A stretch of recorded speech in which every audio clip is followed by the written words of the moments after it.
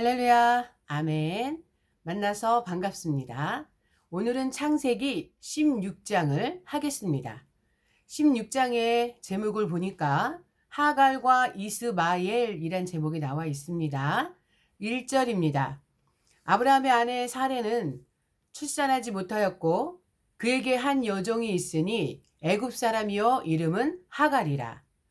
사레가 아브라함에게 이르되 여호와께서 내 출산을 허락하지 아니하셨으니 원하건대 내 여종에게로 들어가라. 내가 혹 그로 말미암아 자녀를 얻을까 하노라 하매 아브라함이 사레의 말을 들으니라. 아멘입니다. 자, 아브라함이 사레의 말을 들으니라라는 말씀이 나오죠. 이 말씀은요, 아브라함이 사레의 말에 그 어떤 반론도 없이 전적으로 수긍하고 동조하였음을 보여줍니다. 믿음의 조상으로 불리워지는 아브라함조차 사라의 인간적 호소에 귀를 기울이고 말았던 것입니다. 이는 당시 아브라함이 약속의 후사를 주시겠다는 하나님의 약속을 신뢰하지 못했을 뿐 아니라 가나안 지역의 보편적 관습이었던 일부 다처제의 악습을 극복하지 못한 인간적인 허약함을 지녔음을 보여줍니다. 아멘. 3절 아브라함의 아내 사레가 그 여종 애굽 사람 하갈을 데려다가 그 남편 아브라함에게 첩으로 준 때는 아브라함이 가나안 땅에 거주한 지 10년 후였더라. 아멘. 자, 첩으로 준 때는 10년 후였다라는 말씀이 나옵니다. 이 본문을 직역하면 거하기를 10년 동안 한 끝에 란 뜻입니다. 10이라는 숫자는 히브리인들에게 온전함을 뜻하는 수였기 때문에 10년의 기간 끝에 하갈을 취한 것은 아브라함과 사라가 자기들이 인간적으로 인내하고 기다릴 수 있는 노력을 다했다고 생각했던 것이 틀림없습니다. 그러나 그런 생각이 든 후부터 이삭이 주어지기까지는 5년이란 세월이 더 지난 것을 생각할 때 사람의 판단 기준이 얼마나 하나님의 뜻과 멀 수 있는지를 알게 됩니다. 따라서 성도는 인간의 기준이 아니라 하나님이 기준에 자신을 맞추며 인내로서 하나님의 성취의 때를 기다려야 합니다. 아멘. 4절 아브라함이 하갈과 동침하였더니 하갈이 임신함에 그가 자기의 임신함을 알고 그의 여주인을 멸시한지라. 사레가 아브라함에게 이르되 내가 받은 모욕은 당신이 받아야 옳도다. 내가 나의 여종을 당신의 품에 두었거늘 그가 자기의 임신함을 알고 나를 멸시하니 당신과 나 사이에 여호와께서 판단하시기를 원하노라. 아멘. 자, 당신과 나 사이에 여호와께서 판단하시기를 원한다라는 말씀이 나오죠. 이는 사라가 아브라함으로 하여금 첩을 취하게 한 자신의 잘못에 대한 반성은 조금도 없이 모든 잘못을 아브라함에게 미루기 위해 하나님 이름을 망령되이 일컫는 것입니다. 실로 사라는 자신의 여종에게 당한 인간적 멸시를 분풀이하기 위해 아브라함을 다그치며 하나님의 이름까지 오용하는 심각한 잘못을 범했던 것입니다. 아멘. 6절 아브라함이 사레에게 이르되 당신의 여종은 당신의 수중에 있으니 당신의 눈에 좋을 대로 그에게 행하라 하매 사레가 하갈을 학대하였더니 하갈이 사레 앞에서 도망하였더라. 여호와의 사자가 광야의 샘 곁 곧 술길 샘 곁에서 그를 만나. 아멘입니다. 자, 여호와의 사자가 그를 만났다라는 말씀이 나옵니다. 본문에서는 하갈이 여호와의 사자에게 나아간 것이 아니라 여호와의 사자가 하갈을 찾아온 것은 공고한 자를 친히 찾아오셔서 자비를 베푸시는 하나님의 사랑을 잘 보여줍니다. 실로 인류 역사상 가장 큰 사건이었던 메시아 탄생도 원래 제2위 하나님이셨던 분이 인간의 죄 문제를 해결하시기 위하여 친히 비천한 인간의 몸을 입으시고 이 세상에 찾아오신 것입니다. 그리스도께서는 예수란 이름으로 이 세상에 오시기 이전 구약시대부터 구속사의 주요 대목에서 인간에게 자신의 모습을 드러내 보이신 구속사의 주인공이었던 것입니다. 아멘. 8절입니다. 이르되 사레의 여종 하가라 내가 어디서 왔으며 어디로 가느냐 그가 이르되 나는 내 여주인 사레를 피하여 도망하나이다.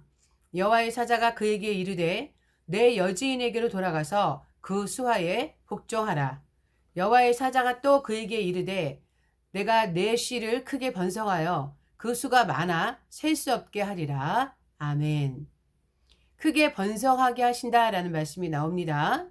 이 약속은 후에 그대로 이루어져 하갈의 아들 이스마엘은 오늘날 아랍 족속과 터키족을 이루는 12방백의 조상이 되어 실로 그 후손의 수는 헤아릴 수 없을 정도로 많아지게 되었습니다. 한편 본문은 하갈에게 육적 자손의 번성을 약속하고 있으나 영적 축복은 주지 않고 있습니다. 즉 하나님께서 아브라함에게는 육적 자손의 번성과 더불어 너는 복의 근원이 될지라 땅의 모든 족속이 너를 인하여 복을 얻을 것이니라와 같이 장차 메시아께서 아브라함의 후손으로 오실 영적 축복이 약속되어 있으나 하갈에게는 이 약속이 주어지지 않았던 것입니다. 이는 하갈에게서 태어날 자가 아브라함에게 약속된 후손이 아님을 보여줍니다. 아멘. 또 말씀을 보니까 그 수가 많아 셀 수 없게 하리라 라는 말씀도 있어요. 하나님이 하갈의 자손이 이 땅에서 많은 수가 될 것이라고 예언하신 것은 하나님께서 택한 백성 이스라엘뿐만 아니라 이 세상의 모든 인종과 민족들의 배후에서 역사하신다는 사실을 잘 보여줍니다.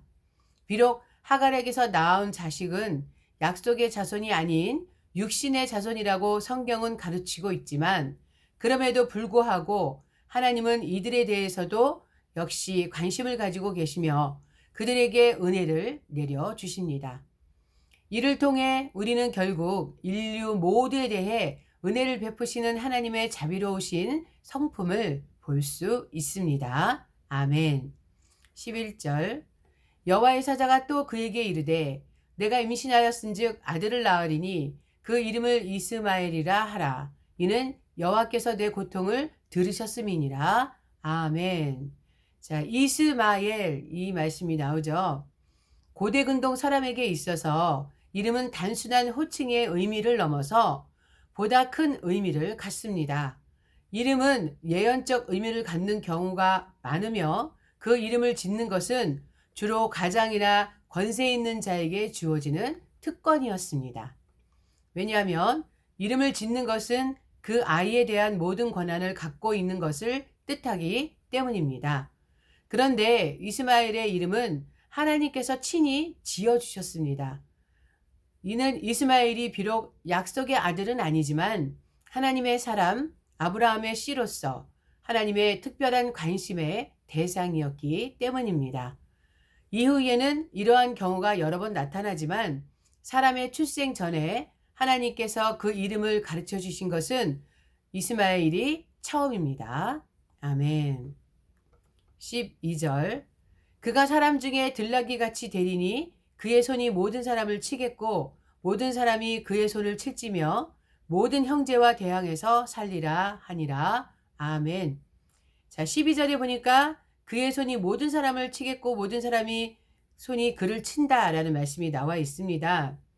본문의 예언은 실로 그대로 이루어져 앞서 언급한 아라비아인이나 사라세닌들, 즉 사라세닌들이란 뜻은요.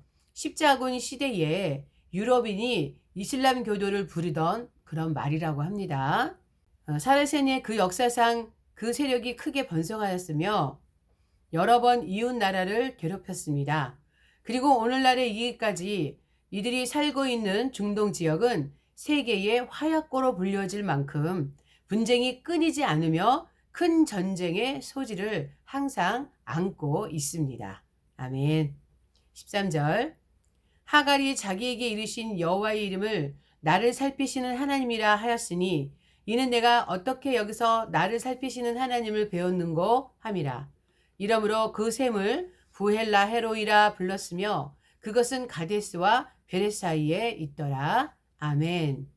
자, 14절에 부헬라 헤로이라는 말씀이 나오는데요. 이 뜻은 13절에서 말하는 여호와의 이름을 나를 살피시는 하나님이라 이렇게 말했잖아요. 그래서 이 부헬라헤로이라는 뜻은 나를 살피시는 하나님이다 이런 뜻입니다. 수고 많으셨습니다. 다음에 뵙겠습니다.